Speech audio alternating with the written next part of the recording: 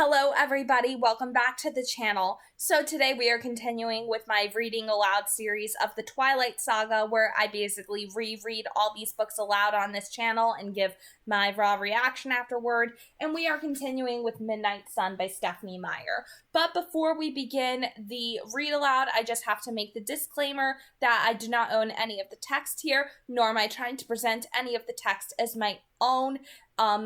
This is simply a read aloud I'm doing on this channel for entertainment purposes, and it's all in fair use. And Midnight Sun is owned by Stephenie Meyer. So we are continuing today with Chapter 9, which is called Port Angeles. It was too bright for me to drive into town when I got to Port Angeles. The sun was still high overhead, and though my windows were tinted dark enough to provide some protection, there was no reason to take unnecessary risks. More unnecessary risks, I should say. How condescendingly I'd once judged Emmett for his thoughtless ways and Jasper for his lack of discipline, and now I was consciously flouting all the roles with a wild abandon that made their lapses look like nothing at all. I used to be the responsible one. I sighed.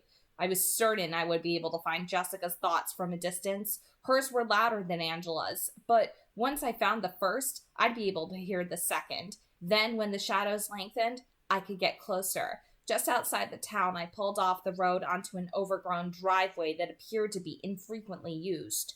I knew the general direction to search in. There were not many places to shop for dresses in Port Angeles. It wasn't long before I found Jessica, spinning in front of a three-way mirror, and I could see Bella in her peripheral vision, appraising the long black dress she wore.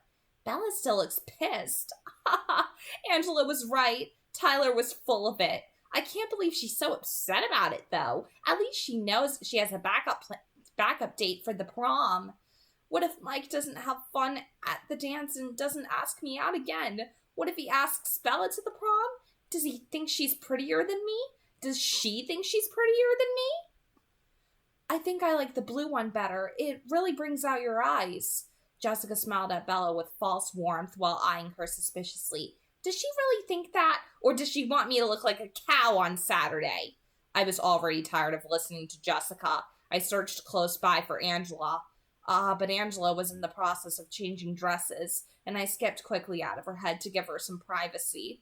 Well, there wasn't much trouble Bella could get into in a department store. I'd let them shop and then catch up with them when they were done. It wouldn't be long until dark. The clouds were beginning to return, drifting in from the west. I could only catch glimpses of them through the thick trees, but I could see how they would hurry the sunset. I welcomed them, craved them more than I had ever yearned for their shadows before. Tomorrow I could sit beside Bella in school again, monopolize her attention at lunch. I could ask her all the questions I'd been saving up. So she was furious about Tyler's presumption.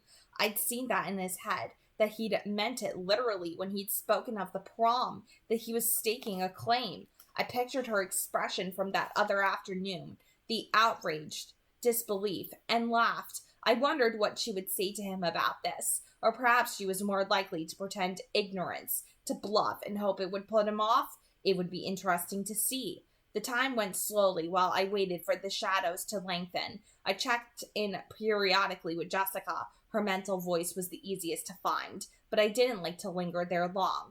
I saw the place they were planning to eat. It would be dark by dinner time.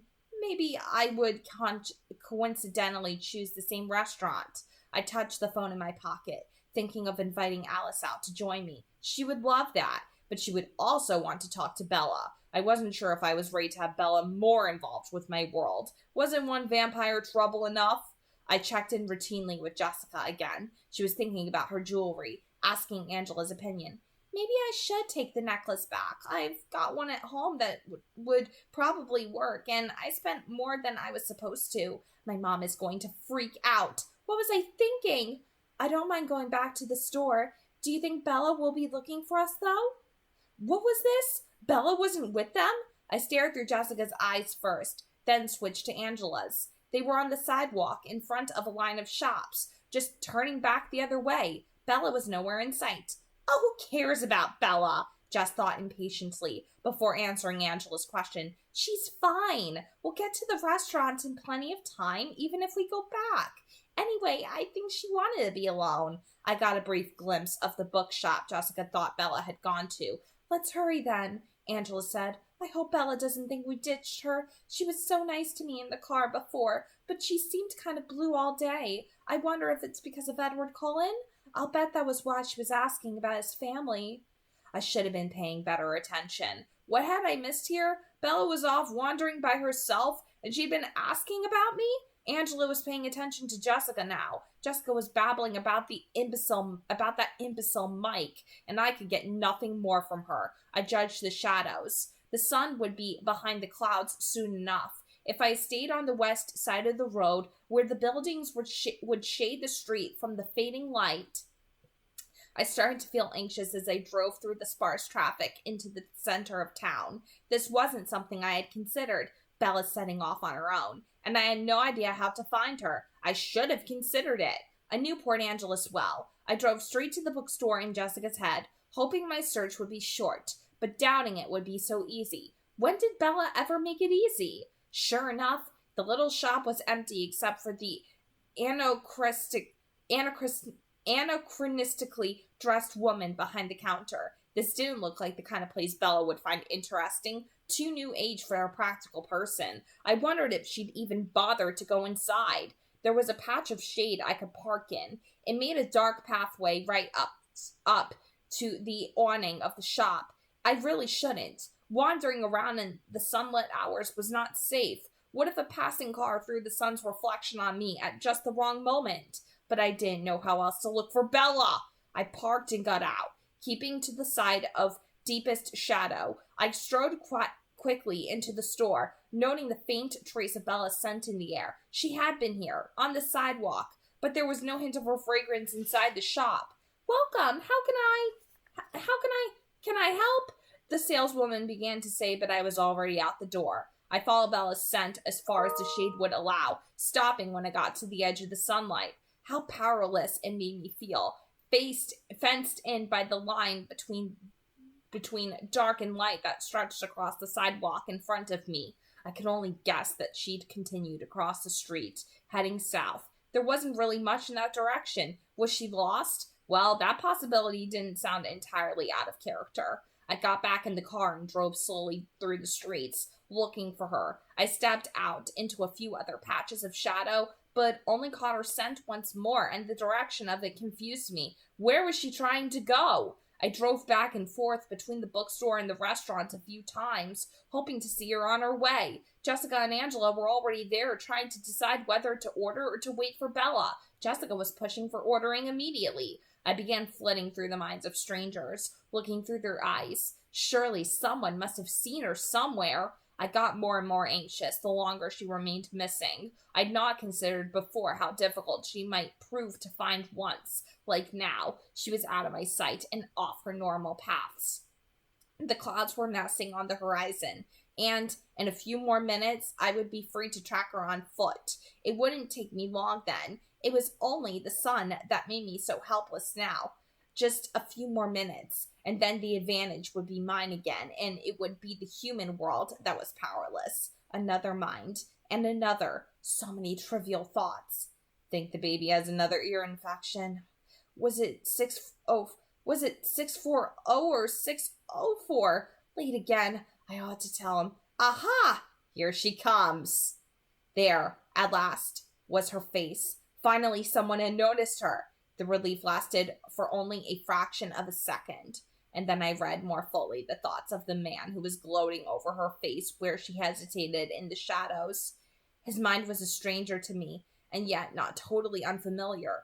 I had once hunted exactly such minds. No! I roared, and a volley of snarls erupted from my throat. My foot shoved the gas pedal to the floor, but where was I going? I knew the general direction his thoughts came from, but the location was not specific enough.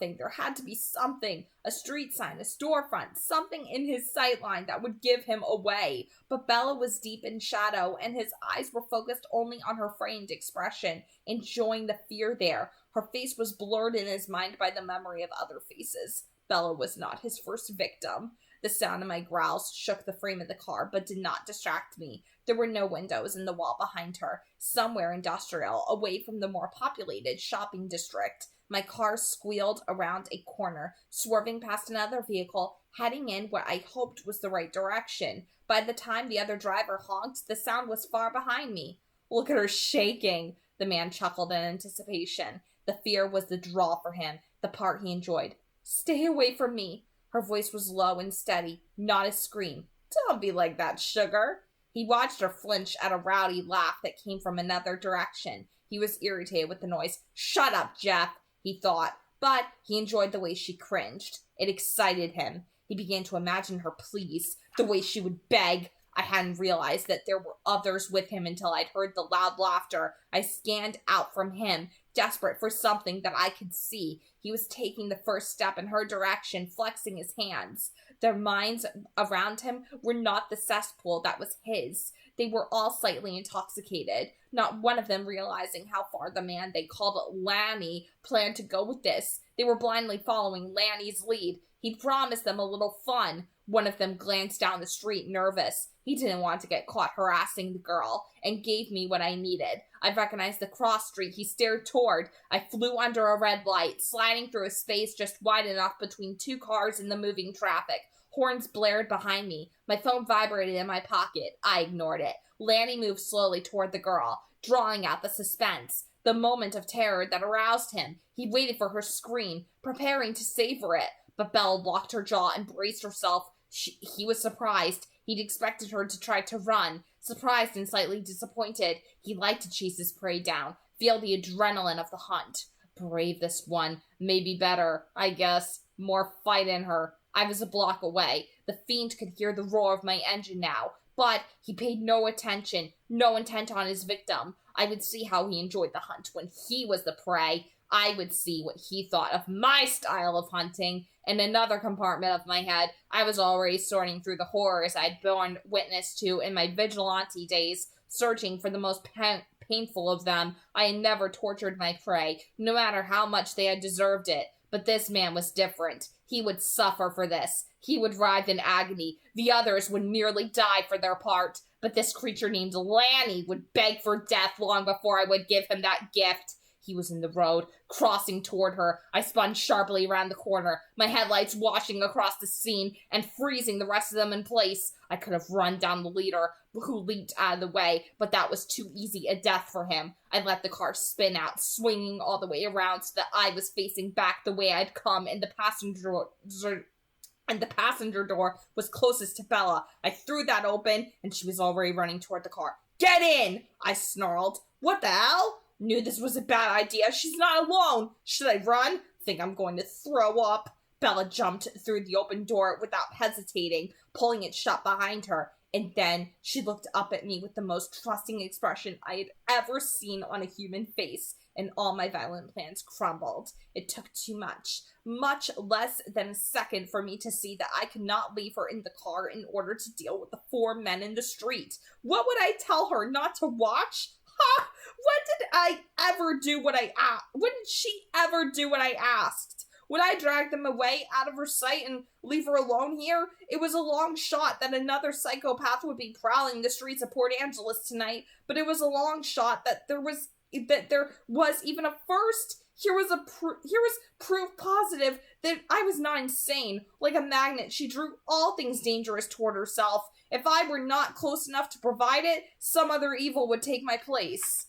It would feel like the part of the same motion to her as I accelerated, taking her away from her pursuers so quickly that they gasped after my car with uncomprehending expressions. She would not recognize my instant hesitation. I couldn't even hit him with my car. That would frighten her. I wanted his death so savagely that the need for it rang in my ears, clouded my sight, and was a bitter flavor on my tongue, stronger than the burn of my thirst. My muscles were coiled with the urgency, the craving, the necessity of it. I had to kill him. I would peel him slowly apart, piece by piece, skin from muscle, muscle from bone. Except that the girl, the only girl in the world, was clinging to her seat with both hands, staring at me, her eyes strangely calm and unquestioning. Vengeance would have to wait. "Put on your seatbelt," I ordered. My voice was rough with the hate and bloodlust. not the usual bloodlust. I had long been committed to abstaining from human blood, and I would not let this creature change that. This would be retribution only. She locked the seatbelt into place, jumping slightly at the sound it made. That little noise made her jump, yet she did not flinch as I tore through the town, ignoring all traffic guides. I could feel her eyes on me. She seemed oddly relaxed. It didn't make sense. Not with her, not with what had just happened to her. "Are you okay?" she asked, her voice rough with stress and fear. She wanted to know if I was okay? Was I okay?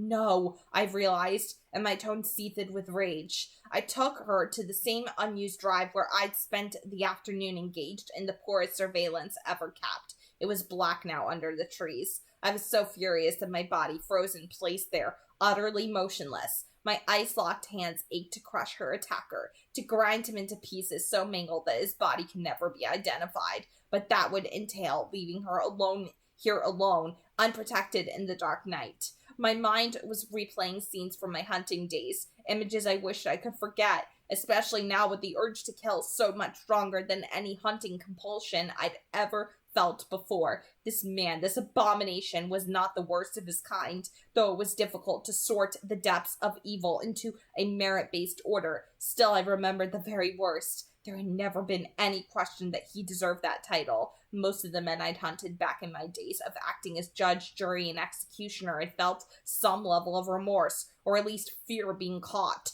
Many of them turned to alcohol or drugs to silence their worries. Others compartmentalized, created fractures in their personalities, and lived as two men, one for the light and one for the dark. But for the worst, the vilest aberration I'd ever encountered, remorse was not an issue. I'd never found anyone who embraced his own evil so thoroughly, who enjoyed it. He was utterly delighted by the world he'd created, a world of helpless victims and their tortured screams. Pain was the object of all his pursuits, and he'd gotten very good at creating it and prolonging it. I was committed to my rules, to my justification for all the blood I claimed. But in this instance, I wavered. To let this particular man die swiftly seemed far too easy an escape for him. It was the closest I ever came to crossing that line. Still, I killed him as quickly and efficiently as I killed all the rest. It might have gone differently if two of his victims had not been in that basement of horrors when I discovered him. Two young women, already badly injured.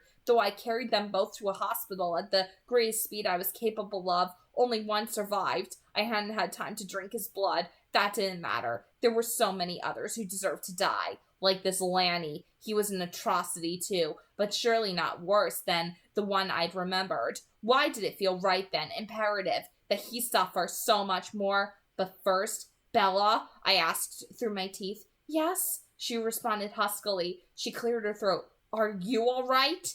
That was really the most important thing. The first priority, retribution, was secondary. I knew that, but my body was so filled with rage that it was hard to think. "Yes." Her voice was still thick, with fear, no doubt, and so I could not leave her, even if she wasn't at constant risk for some infuriating reason, some joke the universe was playing on me. Even if I could be sure that she would be perfectly safe in my absence, I could not leave her alone in the dark. She must be so frightened. Yet I was in no condition to comfort her, even if I knew exactly how that was to be accomplished, which I did not. Surely she would feel the brutality radiating out of me. Surely that much was obvious. I would frighten her even more if I could not calm the lust for slaughter boiling inside me. I needed to think about something else. "Distract me, please," I pleaded. "I'm sorry, what?" I barely had enough control to explain what I needed. I couldn't think of how to express it. I picked the closest word I could think of.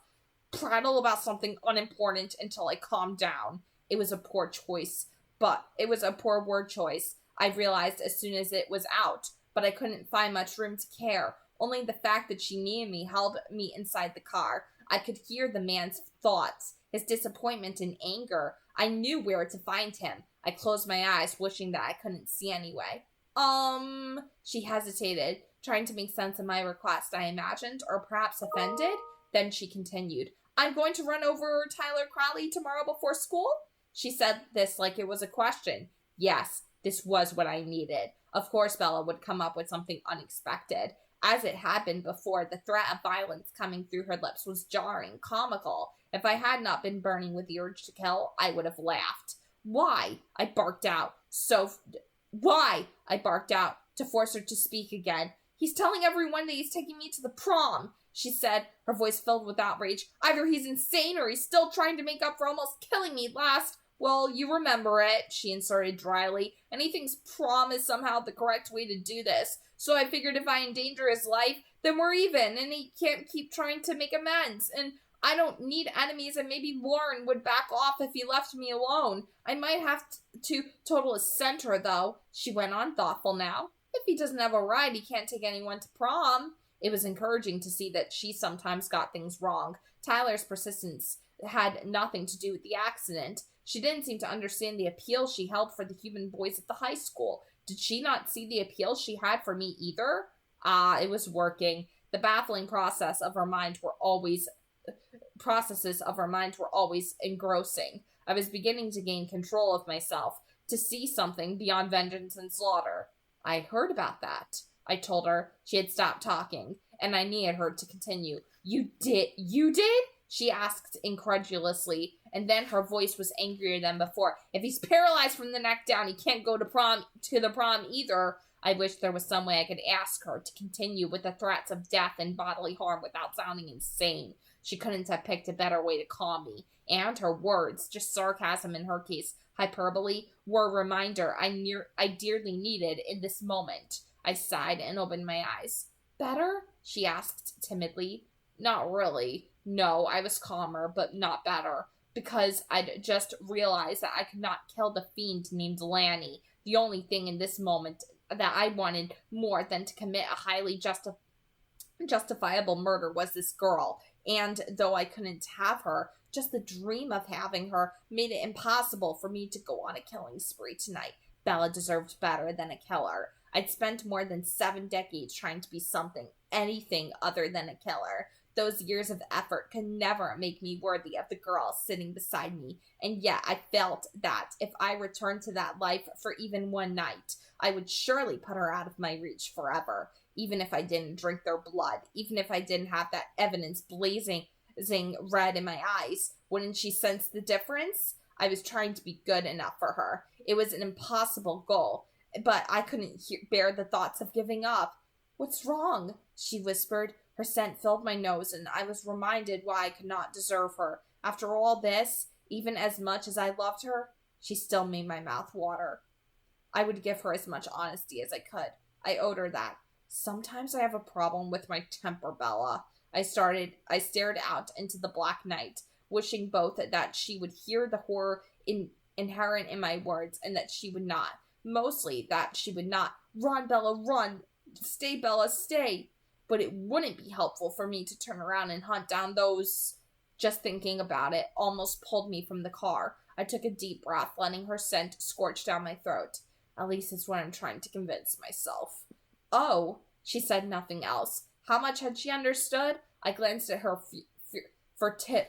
furtively, but her face was unreadable. Blank with shock, perhaps? Well, she wasn't screaming in horror. Not yet. Jessica and Angela will be worried, she said quietly. Her voice was very calm, and I was not sure how that could be. Was she in shock? Maybe tonight's events hadn't sunken in for her yet. I was supposed to meet them. Did she want to be away from me? Or was she just concerned about her friend's worry? I didn't answer her, but started the car and took her back. The nearer I got to the town, the harder it was to hold on to my purpose. I was just so close to him. If it was impossible, if I could never belong or deserve this girl, then to belong to or deserve this girl, nor deserve this girl, then where was the sense in letting the man go unpunished? Surely I could allow myself that much. No, I wasn't giving up. Not yet. I wanted her too much to surrender. We were at the restaurant where she was supposed to meet her friends before I'd even begun to make sense of my thoughts. Jessica and Angela were finished eating, and both now were truly worried about Bella. They were on their way to search for her, heading off along the dark streets. It was not a good night for them to be wandering. How did you know where? Bella's unfinished question interrupted me, and I realized that I had made yet another gaffe. I'd been too distracted to remember to ask her where she was supposed to meet her friends, but instead of finishing the inquiry and pressing the point, Bella just shook her head and half smiled. What did that mean? Well, I didn't have time to puzzle over her strange acceptance of my stranger knowledge. I opened my door. What are you doing? She asked, sounding startled. Not letting you out of my sight. Not allowing myself to be alone tonight. In that order. I'm taking you to dinner. Well, this should be interesting. It seems like another night entirely when I'd imagined bringing Alice along and pretending to choose the same restaurant as Bella and her friends by accident. And now here I was, practically on a date with the girl. Only it didn't count because I wasn't giving her a chance to say no. She already had her door half open before I'd walked around the car. It wasn't usually so frustrating to have to move at an inconspicuous speed instead of allowing me to get it for her. I waited for her to join me, getting more anxious as her girlfriends continued toward the dark corner.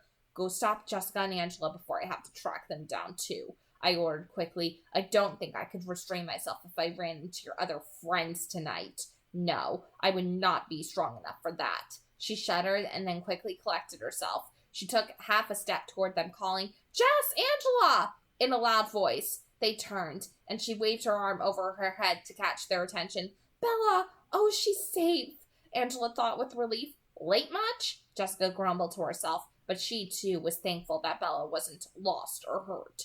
This made me like her a little more than I had. They hurried back and then stopped, shocked, when they saw me beside her. Jessica thought, stunned. No freaking way. Edward Cullen? Did she go away by herself to find him? But why would she ask about them being out of town if she knew he was here? I got a brief flash of Bella's mortified expression when she'd asked Angela if my family was often absent from school. No, she couldn't have known, Angela decided. Jessica's thoughts were moving past the surprise and onto suspicion. Bella's been holding out on me.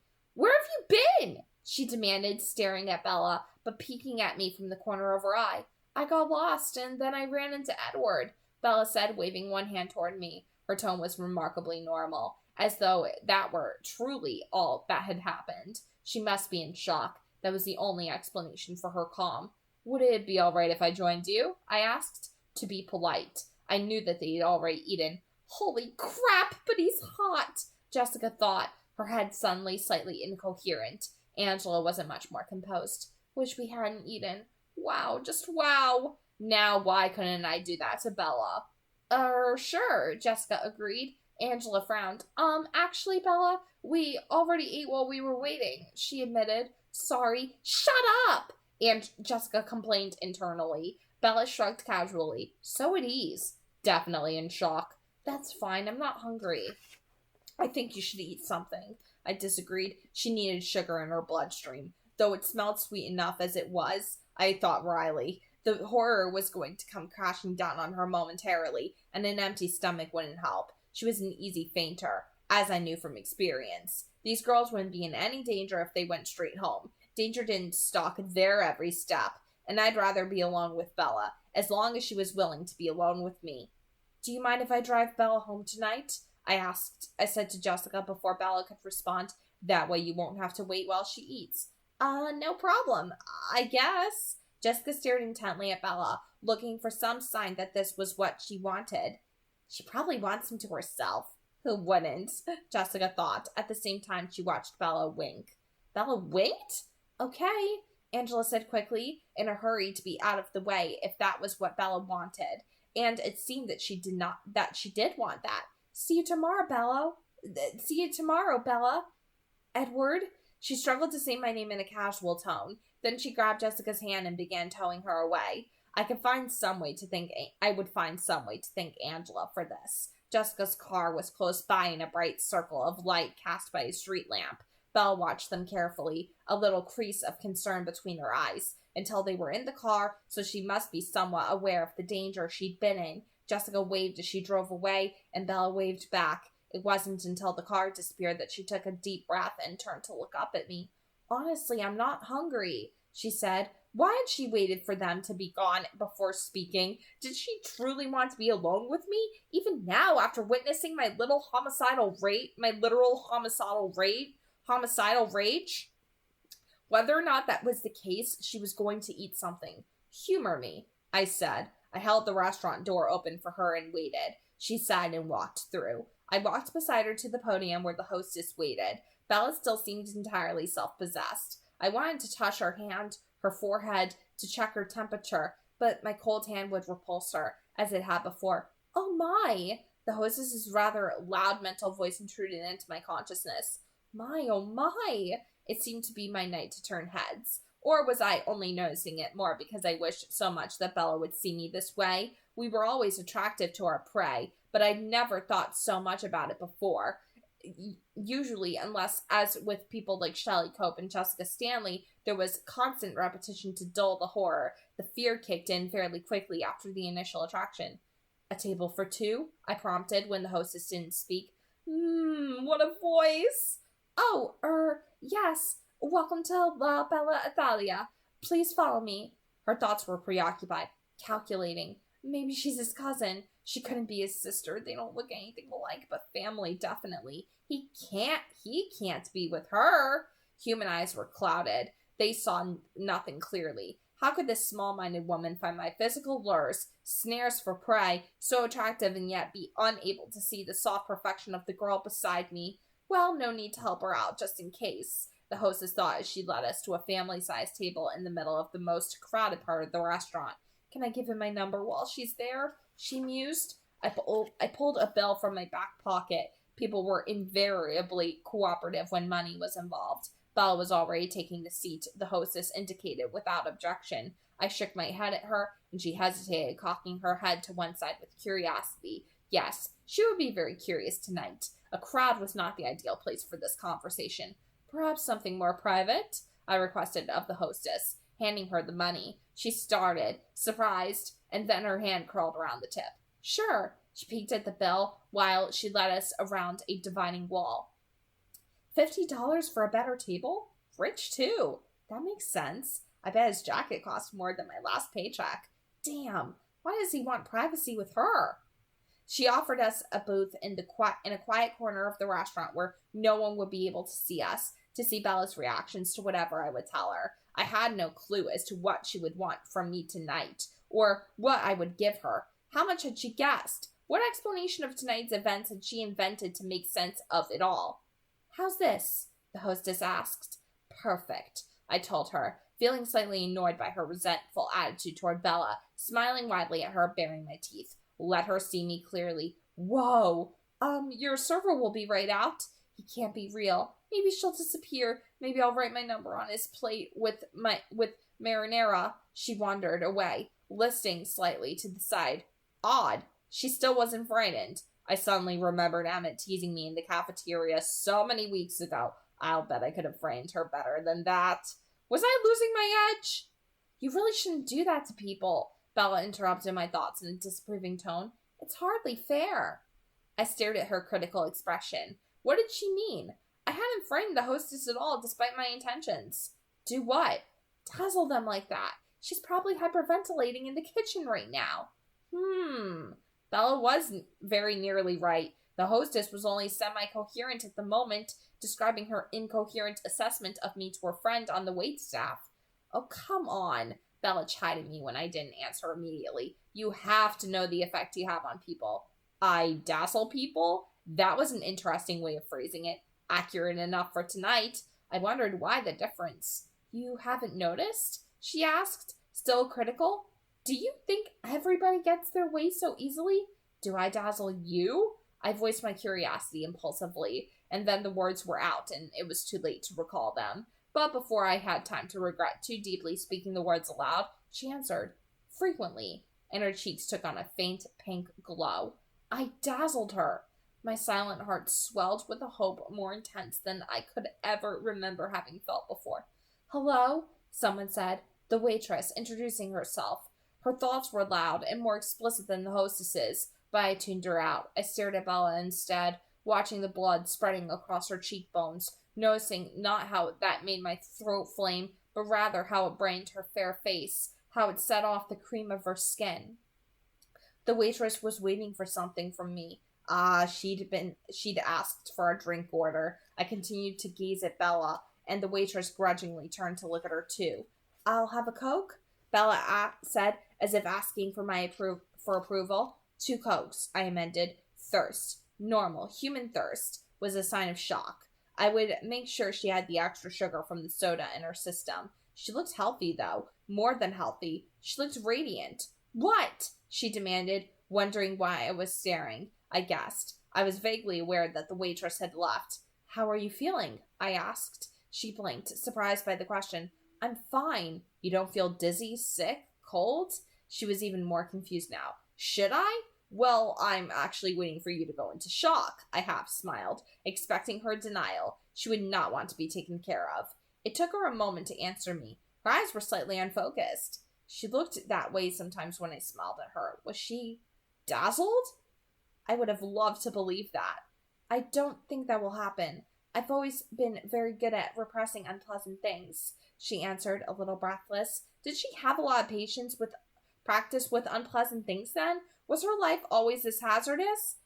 "Just the same," I told her. "I'll feel better when you have some sugar and food in you." The waitress returned with the Cokes and a basket of bread. She put them in front of me and asked me for my order, trying to catch my eye in the process. I indicated that she should attend to Bella, and then went back to tuning her out. She had a vulgar mind. Bella glanced quickly at the menu. "I'll have the mushroom ravioli." The waitress turned back to me eagerly. "And you?" "Nothing for me." Bella made a slight face. She must have noticed that I never eat food. She noticed everything. And I always forgot to be careful around her. I waited till we were alone again. "Drink," I insisted. I was surprised when she complied immediately and without objection. She drank until the glass was entirely empty, so I pushed the second Coke toward her, frowning a little. Thirst or shock? She drank a little more and then shuddered once. "Are you cold?" "It's just the Coke," she said, but she shivered again, her lips trembling slightly as if her teeth were about to chatter. The pretty blouse she wore looked too thin to protect her adequately. It clung to her like a second skin, almost as fragile as the thirst. "Don't you have a jacket?" "Yes." She looked around herself, a little perplexed. "Oh, I left it in Jessica's car." I pulled off my jacket, wishing that the gesture was not marred by my body temperature. It would have been nice to offer her a warm coat. She stared at me, her cheeks flushing again. What was she thinking now? I handed her the jacket across the table and she put it on at once, and then shuddered again. Yes, it would be very nice. It would be very nice to be warm. "Thanks," she said. She took a deep breath and then pushed the 2 long sleeves back to free her hands. She took another deep breath. Was the evening finally settling in? Her color was still good. Her skin was cream and roses against the deep blue of her shirt. "That color blue looks lovely with your skin," I complimented her. Just being honest. She looked well, but there was no point in taking chances. I pushed the basket of bread toward her. "Really?" she objected, guessing my motives. "I'm not going into shock." "You should be. A normal person would be. You don't even look shaken." I stared at her, disapproving, wondering why she couldn't be normal, and then wondering whether I really wanted her to be in the whether I really wanted her to be that way. "I feel very safe with you," she explained, her eyes again filled with trust I didn't deserve. Her instincts were all wrong. Backward. That must be the problem. She didn't recognize danger the way a human being should be able to. She had the opposite reaction. Instead of running, she lingered, drawn to what should frighten her. How could I protect her from myself when neither of us wanted that? "This is more complicated than I'd planned," I murmured. I could see her turning my words over in her head, and I wondered what she made of them. She took a breadstick and began to eat without seeming aware of the action. She chewed for a moment, and then leaned her head to one side thoughtfully. "Usually you're in a better mood when your eyes are so white," she said in a casual tone. Her observation stayed so matter-of-factly left me reeling. "What? You're always crabbier when your eyes are black. I expect it then. I have a theory about that," she added lightly. So she had come up with her own explanation. Of course she had. I felt a deep sense of dread as I wondered how close she'd come to the truth. "More theories?" She chewed on another bite, entirely nonchalant, as if she weren't discussing the aspects of a demon with the demon himself. "I hope you were more creative this time." I lied when she didn't continue. What I really hoped was that she was wrong, miles wide off the mark. Or are you still stealing from comic books? Well, no, I didn't get it from a comic book, she said, a little embarrassed. But I didn't come up with it on my own either. And? I asked. And? I asked between my teeth. Surely she would not speak so calmly if she were about to scream. As she hesitated, biting her lip, the waitress reappeared with Bella's food. I paid the server a little attention as she set the plate in front of Bella and then asked if I wanted anything. I declined but asked for more Coke. The waitress hadn't noticed the empty glasses. You were saying? I prompted anxiously as soon as Bella and I were alone again. I'll tell you about it in the car, she said in a low voice.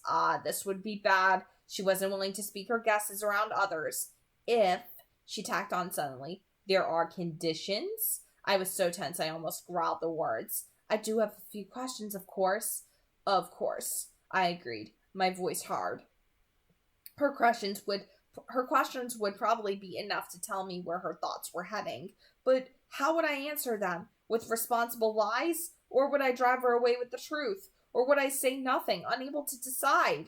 We sat in silence while the waitress replenished her supply of soda. Well, go ahead, I said, jaw-locked, when she was gone. Why are you in Port Angeles? That was too easy a question. For her. It gave away nothing, while my answer, if truthful, would give away much too much. Let her reveal something first.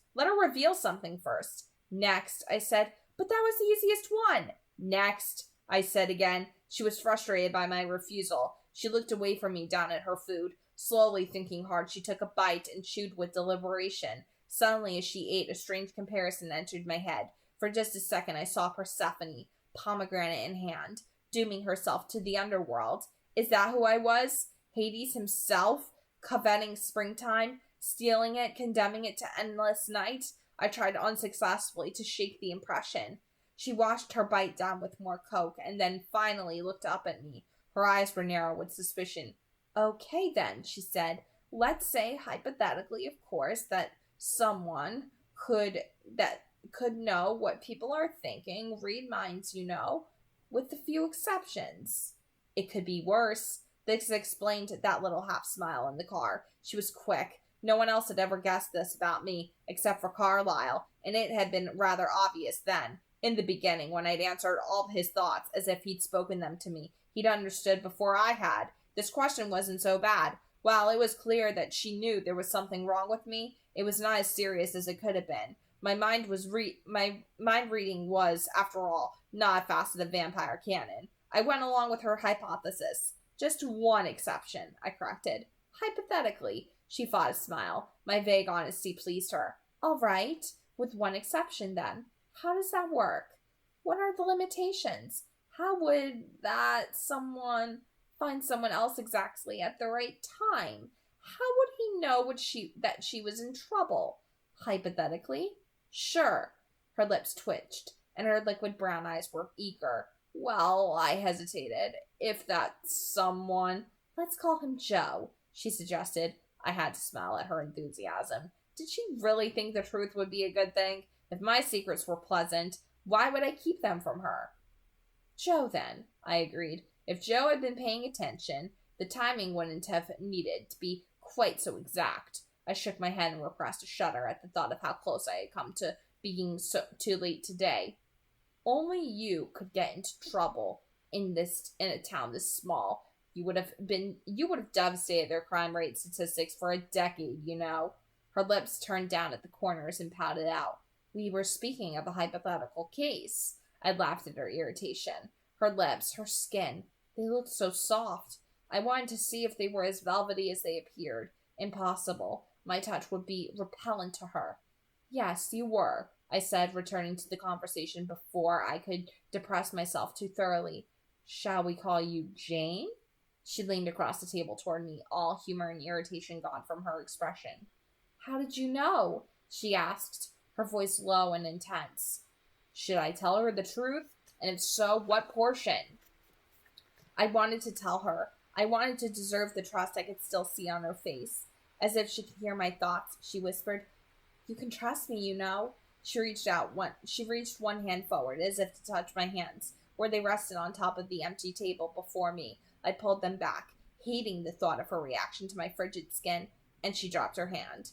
I knew that I could trust her with protecting my secrets. She was entirely honorable, good to the core, but I couldn't trust her not to be horrified by them. She should be horrified. The truth was horror. I don't know if I have a choice anymore, I murmured. I remembered that I'd once teased her by calling her exceptionally unobservant, offended her if I'd been judging her expressions correctly. Well, I could right that one injustice, at least. I was wrong. You're much more observant than I give you credit for. And though she might not realize it, I'd given her plenty of credit already. I thought you were always right, she said, smiling as she teased me. I used to be. I used to know what I was doing. I used to be always sure of my course, and now everything was chaos and tumult. Yet I wouldn't trade it. Not if the chaos meant that I could be near Bella. I was wrong about you on one other thing as well, I went on, setting the record straight on a second point. You're not a magnet for accidents. That's not broad enough classification. You are a magnet for trouble. If there is anything dangerous within a 10-mile radius, it will invariably find you. Why her? What had she done to deserve any of this? Bella's face turned serious again. And you put yourself in that category? And you put yourself into that category? Honesty was more important in regard to this question than any other. Unequivocally. Her eyes narrowed slightly. Not suspicious now, but oddly concerned. Her lips curved into that one specific smile that I had only seen on her face when she was confronted with someone else's pain. She reached her hand across the table again. Slowly and deliberately, I pulled my hands an inch away from her, but she ignored that, determined to touch me. I held my breath, not because of her scent now, but because of the sudden, overwhelming tension. Fear. My skin would disgust her. She would run away. She brushed her fingertips lightly across the back of my hand. The heat of her gentle, willing touch was like nothing I'd ever felt before. It was almost pure pleasure. Would have been, except for my fear. I watched her face as she felt the cold stone on my skin, still unable to breathe. Her smile of concern shifted into something wider, something warmer. Thank you, she said, meeting my stare with an intense gaze of her own. That's twice now. Her soft fingers lingered against my skin as if they found it pleasant to be there.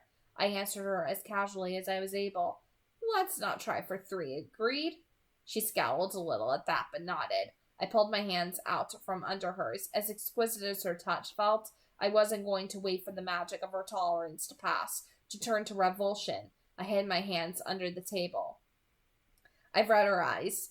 Though her mind was silent, I could perceive both trust and wonder there. I realized in that moment that I wanted to answer her questions. Not because I owed it to her. Not because I wanted her to trust me. I wanted her to know me. I followed you to Port Angeles, I told her, the words spilling out too quickly for me to edit them. I knew the danger, the truth, the risk I was taking. At any moment, her unnatural calm would shatter into hysterics. Contrarily, knowing this only had me talking faster. I've never tried to keep a specific person alive before, and it's much more troublesome than I would have believed. But that's probably just because it's you. Ordinary people don't seem to make it through the day without so many catastrophes. I watched her waiting. She smiled wider again. Her clear, dark eyes seemed deeper than ever. I just admitted to stalking her, and she was smiling. Did you ever think that maybe my number was up that first time with the van and that you've been interfering with fate? She asked. That wasn't the first time, I said, staring down at the dark maroon tablecloth, my shoulders bowed in shame. Barriers down, the truth still spilling free recklessly. Your number was up the first time I met you. It was true, and it angered me. I had been positioned over her life like the blade of a guillotine, as though it was ordained by fate, just as she said, as if she had been marked for death by that cruel, unjust fate, and, since I'd proved an unwilling tool, it continued to try to execute her. I imagined that the fate personified, a grisly, jealous hag, a vengeful harpy. I wanted someone to be responsible for this, so that I would have something concrete to fight against. Anything to destroy, so that Bella could be safe. Bella was very quiet. Her breathing had accelerated. I looked up at her, knowing I would finally see the fear I was waiting for. Had I not just admitted how close I'd been to killing her, closer than the van had come, within slim inches of crushing the life from her body, and yet her face was still calm, her eyes still tightened only with concern. You remember? You remember? Yes, she said, her voice her voice level and grave. Her deep eyes were full of awareness. She knew that I had wanted to murder her. Where were her screams? And yet here you sit, I said, pointing out the inherent contradiction. Yes, here I sit. Because of you. Her expression altered, turned curious, as she unsubtly changed the subject. Because somehow you knew how to find me today? Hopefully, I pushed one more time at the barrier that protected her thoughts, desperate to understand. It made no logical sense to me. How could she even care about the rest with that glaring truth on the table? She waited, only curious. Her skin was pale, which was natural for her, but it still concerned me. Her dinner sat nearly untouched in front of her. If I continued to tell her too much, she was going to need a buffer when the shock set in at last. I named my terms. You eat, I'll talk. She processed that for a half a second, and then threw a bite into her mouth with the speed that belied her calm. She was more anxious for my answer than her eyes let on. It's harder than it should be, keeping track of you, I told her. Usually I can find someone very easily, once I've heard their mind before. I watched her carefully as I said this. Guessing right was one thing. Having it confirmed was another. She was motionless, her eyes blank. I felt my teeth clenched together as I waited for her panic. But she just blinked once, swallowed loudly, and then quickly scooped another bite into her mouth, eager for me to continue. I was keeping tabs on Jessica. I went on, watching each word as it sank in. Not carefully, like I said. Only you can find trouble in Port Angeles. I couldn't resist adding that. Was she aware that other human lives were not so plagued with near-death experiences, or did she think the things that happened to her were normal? And at first I didn't notice when you took off on your own. Then, when I realized that you weren't with her anymore, I went looking for you at the bookstore I saw in her head. I could tell that you hadn't gone in, and that you'd gone south. And I knew you would have to turn around soon, so I was just waiting for you, randomly searching through the thoughts of people on the street to see if anyone had noticed you, so I would know where you were. I had no reason to be worried, but I was strangely anxious. My breath came faster as I remembered that feeling of panic. Her scent blazed in my throat, and I was glad. It was a pain that meant she was alive. As long as I burned, she was safe. I started to drive in circles, still listening. I hoped the word made sense to her. This had to be confusing. The sun was finally setting, and I was about to get out and follow you on foot. And then, as the memory took me, perfectly clear and as visible as if I was in that moment again, I felt the same murderous fury wash through my body, locking it into ice. I wanted him dead. He should be dead. My jaw clenched tight as I concentrated on holding myself here at the table. Bella still needed me. That was important. Then what? She whispered, her dark eyes larger. I heard what they were thinking, I said through my teeth, unable to keep the words from coming out in a growl. I saw your face in his mind. I still knew precisely where to find him. His black dots sucked at the night sky, pulling me toward them. I covered my face, knowing my expression was that of a hunter, a killer. I fixed her image behind my closed eyes to control myself, the delicate framework of her bones, the thin sheath of her pale skin, like silk stretched over glass, incredibly soft and easy to shatter. She was too vulnerable for this world. She needed a protector, and through some twisted mismanagement of destiny, I was the closest thing available. I tried to explain my violent reaction so that she would understand. It was very hard. You can't imagine how hard for me to simply take you away and leave them alive, I whispered. I could have let you go with Jessica and Angela, but I was afraid if you left me alone, I would go looking for them. For the second time tonight, I confessed to an intended murder. But at least this one was defensible. She was quiet as I struggled to control myself. I listened to her heartbeat. The rhythm was irregular, but it slowed as the time passed until it was steady again. Her breathing, too, was low and even. I was too close to the edge. I needed to get her home before. Would I kill him then? Would I become a murderer again when she trusted me? Was there any way to stop myself? She promised to tell me her latest theory when we were alone. Did I want to hear it? I was anxious for it, but would the reward for my curiosity be worse than not knowing? At any rate, she must have had enough truth for one night. I looked at her again, and her face was paler than before, but composed. Are you ready to go home? I asked. I'm ready to leave, she said, choosing her words carefully, as if a simple yes did not fully express what she wanted to say. Frustrating. The waitress returned. She'd heard Bella's last statement as she dithered on the other side of the partition, wondering what more she could offer me. I wanted to roll my eyes at some of the offerings she'd had in mind. How are we doing? She asked me. We're ready for the check. Thank you, I told her, my eyes on Bella. The waitress's breathing spiked, and she was momentarily, to use Bella's phrasing, dazzled by my voice. In a sudden moment of perception, hearing the way my voice sounded in this inconsequential human's head, I realized why I seemed to be attracting so much admiration tonight, unmarred by the usual fear. It was because of Bella, trying so hard to be safe for her, to be less frightening, to be human. I truly had lost my edge. The other humans saw only beauty now, with my innate horror so carefully under control. I looked up at the waitress, waiting for her to recover herself. It was sort of humorous, now that I understood the reason. Sure, here you go. She handed me the folder with the bill, thinking of the card she'd slid behind the receipt. A card with her name and telephone number on it. Yes, it was rather funny. I had money ready again. I gave the folder back at once, so she wouldn't waste any time waiting for a call that would never come. No change, I told her, hoping the size of the tip would assuage her disappointment. I stood, and Bella quickly followed suit. I wanted to offer her my hand, but I thought that might be pushing my luck a little too far for one night. I thanked the waitress, my eyes never leaving Bella's face. Bella seemed to be finding something amusing too. I walked as close beside her as I dared, close enough that the warmth coming off her was like a physical touch against the left side of my body. As I held the door for her, she sighed quietly, and I wondered what regret weighed on her. I stared into her eyes, about to ask, when she suddenly looked at the ground, seeming embarrassed. It made me more curious, even as it made me reluctant to ask. The silence between us continued as I opened her door for her and then got into the car. I turned the heater on.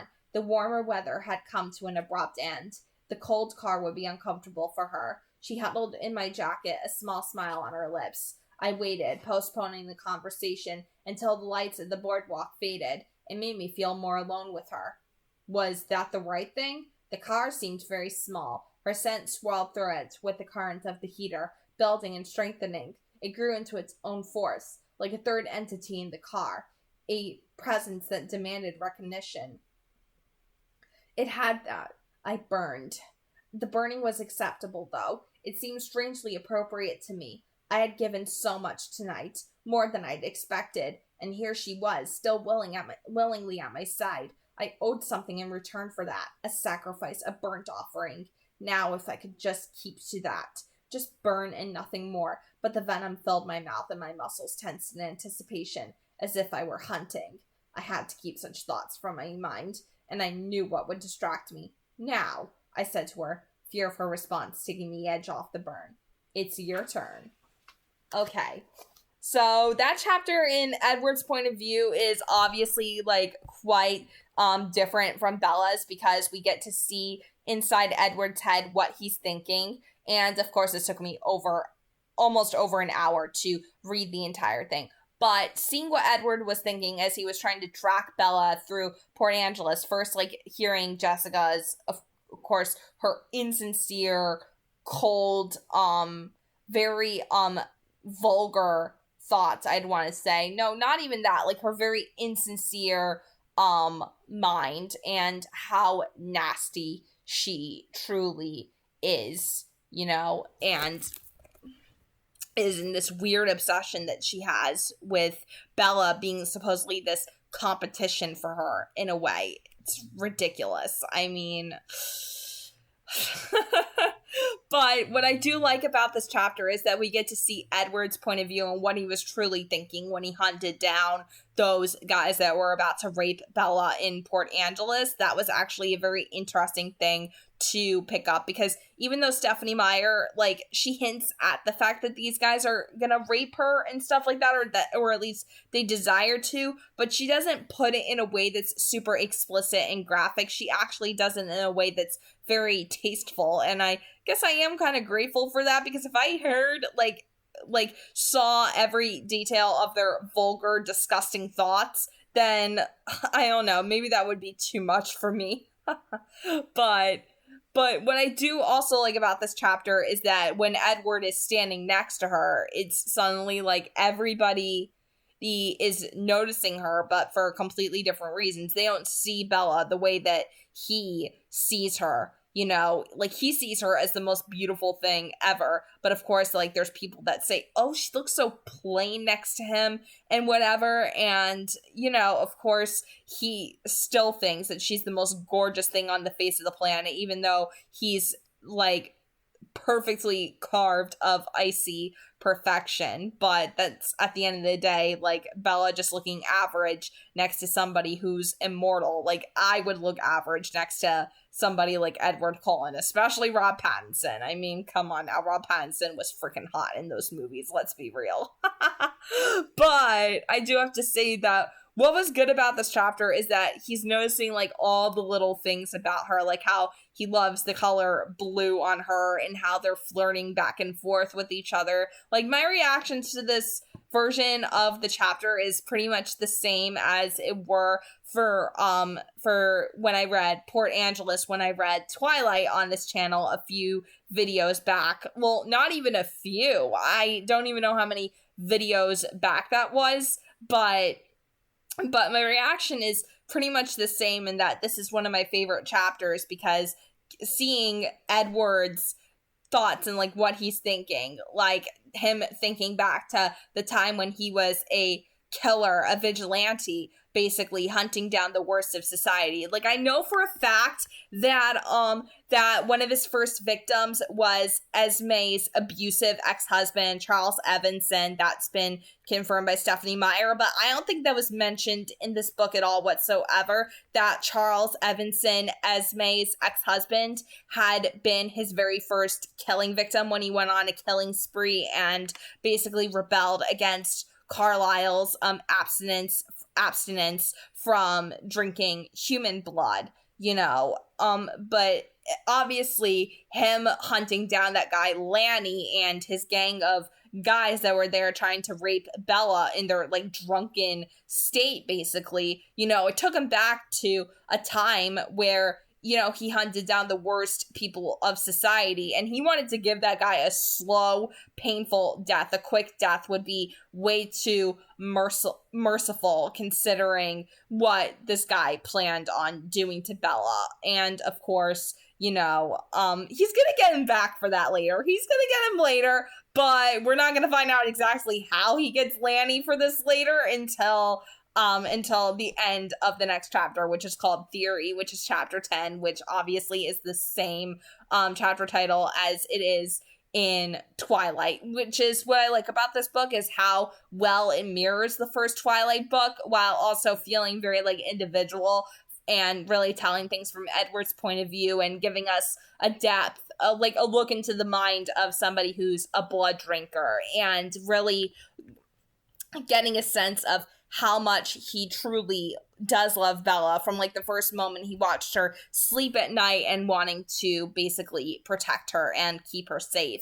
And at the end of the day, like, this chapter, I can honestly say, is one of the best written chapters in the entire book, because it really does allow us to get deep into Edward's mind. And Stephenie Meyer is so good at writing that interiority to the character's psyche and giving us a glimpse into what they're thinking, what they're feeling, and the rage that Edward felt towards Lanny, and how he visualized himself tearing this guy apart, like, muscle by muscle, bone from bone, and just letting him suffer a slow, painful death as his screams fill the air. Like, oh, man, that was some of the most powerful writing I've ever seen anywhere. And I have to say that I'm really excited for the end of chapter 10, which is called Theory, because that's when we're going to see what Edward does to those guys in Port Angeles. And of course, he turns to Carlisle for help in that department, but, you know, we're going to find out about that much later. So if you guys enjoyed the video, and if you happen to be new to the channel,